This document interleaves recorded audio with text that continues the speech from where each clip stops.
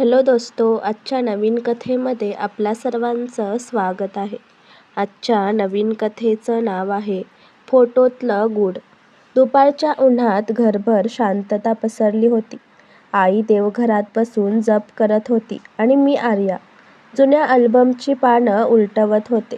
दरवर्षीप्रमाणे दिवाळी साफसफाई सुरू होती. धूळ खात बसलेले अल्बम बाहेर काढले की जुन्या आठवणींचं दार उघडतं, असं नेहमी आई म्हणायची. अल्बममधल्या पहिल्या काही पानावर बाबांचे कॉलेजचे फोटो, मग माझ्या बालपणीच्या फोटोंचा ओघ आणि अचानक एक फोटो नजरेत भरला. आई एका तरुण पुरुषासोबत उभी होती. त्या दोघांच्या चेहऱ्यावर एक जवळीक होती, पण ती ओळखीपेक्षा जास्त गूढ वाटत होती. पुरुष अंदाजे 25-30 वर्षांचा दिसत होता. गव्हाळ रंग, गडद डोळे आणि त्याच्या नजरेत आईकडे एक वेगळी माया होती. फोटोत आई हसत होती, पण ते हसणं मी कधी पाहिलं नव्हतं. त्या हसण्यात नॉस्टॅल्जिया होता आणि कुठेतरी खोलवर दडलेला दुःखाचा स्पर्श. मी थबकले. आई, मी जोरात हाक मारली. आई देवघरातून बाहेर आली. तिच्या चेहऱ्यावर शांती होती, पण माझ्या हातातला फोटो पाहताच तिच्या डोळ्यात क्षणभर तणाव चमकला. हा कोण आहे आई? मी विचारलं. ती काही बोलली नाही. फोटो हातात घेत तिने त्यावर हलका हात फिरवला, जणू ती त्या माणसाला स्पर्श करत होती. कुठून मिळाला हा फोटो? अल्बममध्येच होता. तू सांग ना, हा कोण आहे? ती काही क्षण शांत राहिली, मग म्हणाली, जुना आहे तो फोटो, विसरून जा. विसरून जा म्हणजे काय? तू त्याच्यासोबत होतीस का? बाबा आधीपासूनच होते ना? आईने माझ्याकडे पाहिलं, पण ती नजर कुठेतरी भूतकाळात हरवली होती. सगळं समजावं असं नाही रे, काही गोष्टी आठवणींनी जगायच्या असतात. ती तिथून निघून गेली, पण माझ्या मनात प्रश्नांची गर्दी झाली होती. त्या रात्री जेवताना मी पुन्हा विषय काढला नाही, पण माझं मन स्थिर बसत नव्हतं. फोटोतील माणूस कोण होता? त्याचं आणि आईचं नातं काय? बाबांना काही विचारावं का असं वाटलं, पण नंतर थांबले. ते गेली 3 वर्ष परदेशात आहेत, लंडनमध्ये नोकरीसाठी. फोनवर असं काही विचारणं बरोबर वाटलं नाही. मग मी ठरवलं, सत्य स्वतः शोधायचं. दुसऱ्या दिवशी मी फोटो फोनमध्ये स्कॅन केला आणि ऑनलाईन रिव्हर्स सर्च करून पाहिलं. फोटोमध्ये पार्श्वभूमीला एक लहान गाव दिसत होतं. खेडकरवाडी असं एका बोर्डावर लिहिलेलं होतं. आईचा जन्म खेडकरवाडी जवळच्या नेरळ गावात झाला होता, हे मला माहीत होतं. म्हणजे फोटो तिच्या तरुणपणाचा असावा. पण तो पुरुष, त्याचं नाव, ओळख काहीच माहिती नव्हती. माझं डोकं गोंधळून गेलं होतं. शेवटी ठरवलं, त्या गावात जाऊन बघायचं. शनिवारी सकाळी मी एकटी नेरळकडे निघाले. ट्रेनच्या खिडकीतून डोंगर दिसत होते आणि माझ्या मनात आईचा चेहरा. ती का लपवत होती हे सगळं? गावात पोहोचल्यावर मी जुन्या लोकांना फोटो दाखवू लागले. बहुतेकांनी ओळख पटवली नाही, पण एका वृद्धाने फोटो पाहून भुवया उंचावल्या. हा तर माणूस दत्ताभाऊ दिसतोय. दत्ताभाऊ? मी विचारलं. हो, दत्ताभाऊ कदम. चांगला माणूस होता. पोरबाळ नव्हतं त्याला, पण गावातल्या सगळ्या लेकरांना तो स्वतःचं मानायचा. 12 वर्षापूर्वी त्याचं निधन झालं. माझ्या अंगावर काटा आला. त्याचं आणि या स्त्रीचं काही नातं होतं का? मी विचारलं. हो, ती मुलगीच तर त्याच्याकडे राहत होती काही काळ. मी थबकले. ती मुलगी म्हणजे?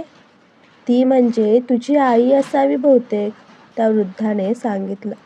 आईच्या वडिलांचा अपघात झाला तेव्हा ती लहान होती. आईच्या आईला तिचं पालनपोषण जमलं नाही, म्हणून गावातल्या दत्ताभाऊ नावाच्या माणसाने तिला स्वतःच्या घरी नेलं. तो साधा सरकारी कर्मचारी होता, पण मनाने फार मोठा. त्याने त्या मुलीला म्हणजे माझ्या आईला शिक्षण, संस्कार सगळं दिलं. पण काही वर्षांनी त्याचं बदलीचं ठिकाण आलं आणि आईचं पुढचं शिक्षण शहरात सुरू केलं. तेव्हापासून त्यांचा संपर्क कमी झाला. त्यानं तिला आपली मुलगीच मानली होती, वृद्ध म्हणाले. पण लोक बोलायचे की ते दोघं काहीतरी गुपित लपवतायत. माझ्या अंगातून शिरशिरी गेली. आईच्या डोळ्यातलं ते हसू, त्या फोटोतली जवळीक आता समजायला लागली होती. पण सगळं तरीही गूढ होतं. घरी परतल्यावर मी आईकडे पुन्हा विषय काढला नाही. ती रोज सारखीच वागत होती, पण तिच्या चेहऱ्यावर एक दडपण दिसत होतं. एके रात्री ती झोपल्यावर मी तिचा जुना ट्रंक उघडला. त्यात काही जुनी पत्र होती, सगळी दत्ताभाऊ कदम नावाने लिहिलेली. पहिलं पत्र वाचलं. माया, तुझं नाव आता माझ्या आयुष्याचा अर्थ झालं आहे. तू माझ्या घरी आलीस त्या दिवसापासून मला स्वतःचं आयुष्य मिळालं. पण लोकांना काय समजणार हे बंधन. मी तुझा पिता नाही, पण मला तसं जगायचं आहे. तू मोठी होशील, शिक्षण घेशील आणि माझं नाव विसरशील, एवढंच माझं सुख. माझ्या डोळ्यात पाणी आलं. पत्रात प्रत्येक शब्दात एक पितृत्व होतं, पण समाजाने दिलेलं ओझंही होतं. दुसऱ्या पत्रात त्याने लिहिलं होतं, लोक बोलतात, पण तुला सांभाळणं माझं कर्तव्य आहे. मी तुझा जन्मदाता नसला तरी तुझ्या डोळ्यात माझं प्रतिबिंब आहे. मला सगळं समजायला लागलं होतं.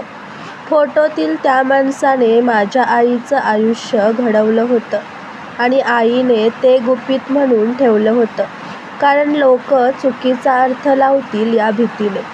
दुसऱ्या दिवशी सकाळी मी आईसमोर पत्र ठेवली. ती काही बोलली नाही. फक्त एक दीर्घ श्वास घेत तिने पत्र हातात घेतली आणि हलक्या आवाजात म्हणाली, मला वाटलं होतं तू कधी हे जाणून घेणार नाहीस. ती थोडा वेळ शांत राहिली, मग म्हणाली, तो माझा वडील नव्हता, पण त्याने मला वडिलांपेक्षा जास्त दिलं. मी 5 वर्षाची असताना माझ्या बाबांचा अपघात झाला. आई आजारी पडली. दत्ताभाऊ आमच्या शेजारी राहायचे. त्यांनी मला उचलून घेतलं. त्यांचं स्वतःचं मूल नव्हतं, पण त्यांनी मला मुलगी म्हणून वाढवलं. लोकांनी अफवा पसरवल्या म्हणून मी कॉलेजला गेल्यावर संपर्क कमी केला, पण मनात त्यांचं स्थान कधी कमी झालं नाही. तिच्या डोळ्यात अश्रू आले. तो फोटो त्यांच्या शेवटच्या भेटीचा आहे, ती म्हणाली. मी लग्न ठरल्यावर त्यांना भेटायला गेले होते. त्यांनी फक्त एवढंच सांगितलं, तू आता पूर्ण आहेस. मी फक्त तुझ्या आयुष्याची सावली होतो. ती रडू लागली. मी तिचा हात धरला. काही दिवसांनी मी त्या गावात पुन्हा गेले. दत्ताभाऊंचं घर आता रिकामं होतं, पण तिथल्या शेजाऱ्यांनी सांगितलं, त्यांचं शेवटचं इच्छापत्र अजून गावच्या मंदिरात आहे. तिथे मी गेले. पुजाऱ्याने एक छोटं पाकीट दिलं. त्यावर लिहिलं होतं, माझ्या मायासाठी. त्या पाकिटात एक फोटो होता. आई लहानपणी त्यांच्या मांडीवर बसलेली आणि खाली लिहिलं होतं, पालकत्व हे रक्ताचं नसतं, ते मनाचं असतं. मी तो फोटो आईच्या हातात दिला. ती हसली आणि म्हणाली, लोकांना वाटेल तो अनोळखी माणूस होता, पण खरं सांगायचं तर तोच माझं घर होता. त्या दिवशी मी जुन्या फोटोकडे पुन्हा पाहिलं. आता त्यात गूढ नव्हतं, तर एक पवित्रता होती.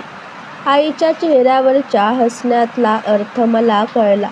ती कृतज्ञतेची छटा होती, प्रेमाची नव्हे तर ऋणाची. मी तो फोटो फ्रेम करून हॉलमध्ये लावला.